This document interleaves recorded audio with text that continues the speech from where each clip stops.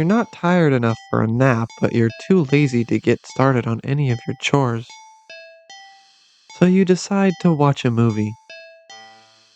You get dressed in your favorite pajamas, make some popcorn with an obscene amount of butter, and head over to your armchair, only to discover that the cat is already napping in it. You frown a little in thought. Your couch isn't at the best angle for optimal TV viewing pleasure, and you don't feel like pushing it around and having to put it back later. The only options you have left are to sit on the floor or move the cat and reclaim your throne. You decide to sit on the floor. The cat is a guest after all, and you pride yourself on being a good host, if nothing else. Well, at least you would if you'd ever had any guests over before. You grab a blanket and some pillows and make a comfy nest in front of the chair. You pop in a random movie from your collection and you can tell instantly that it's one of your favorite horror films. You've seen it a few times already, but it never fails to get your blood pumping.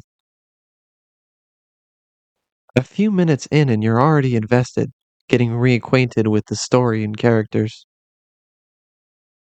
The scares won't come until later, but for some reason you feel like something is watching you from behind.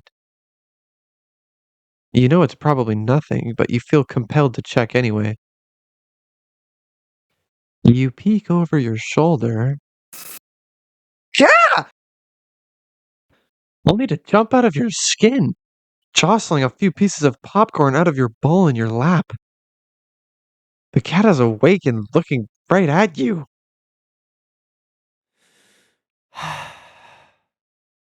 You take a calming breath, recovering from your heart nearly lurching out of your chest, and immediately feel foolish.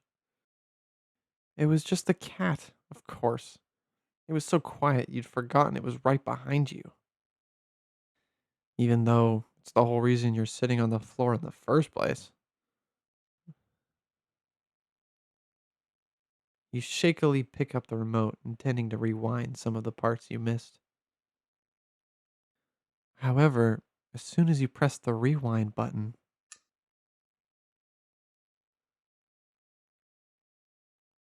the TV shuts off. You blink confused. Nothing else turned off. The kitchen's dimmed light was still on. The digital clock was still glowing, and the movie player was still rewinding. The power clearly didn't go out, so why? You feel a chill run down your spine as you catch the cat's reflection in the dark TV screen. It's still looking at you. Cats stare, silly. It's kind of their thing, right? And you're a new addition in its life.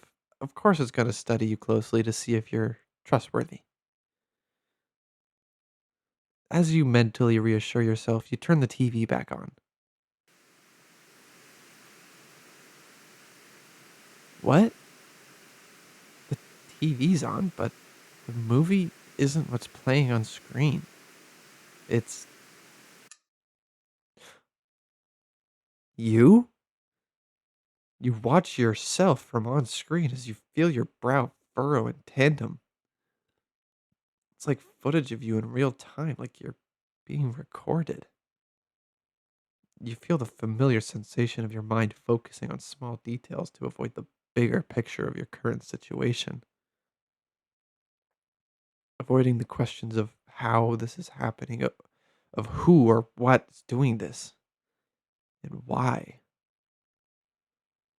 Suddenly, your mirrored self smiles and waves at you, all on its own. You don't wave back, too stunned to move. The you on screen doesn't seem to mind, though. It then stands up. It walks out of frame, and a terrified yelp rips out of your mouth before you can think to strife it. On screen, in the chair, is the cat, but it's wrong. It's become a large, swollen mass of black fur. Its twitching pulse of rhythmic with its slow, almost methodical breaths. Its mouth is a yawning entrance to a black abyss framed by a set of teeth that look very, very sharp. Glowing eyes bulge all over its body. It's still looking at you. Doesn't even acknowledge your on-screen persona as they walk back into frame and pet it almost lovingly. Then, the you inside the TV touches one of the cat's fangs. Oh! You flinch at a sudden sharp pain in your palm. You look down and sure enough, your hand is bleeding.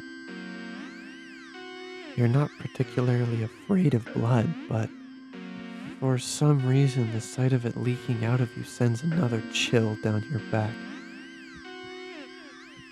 A thought, clear and terrible, flashes across your mind. It's not just the mutated cat in the TV that's watching you, is it? Don't look behind you. Don't look behind you. Don't look behind you. Don't look behind you. You watch helplessly as your on-screen self smiles and nods at you almost encouragingly. They stand in front of the cat's gaping jaws. They look into the dark depths. And as you're torn between the horrifying realization of what's about to happen and the gripping wonder of what they see looking back at them from that deep, deep darkness. They jump in.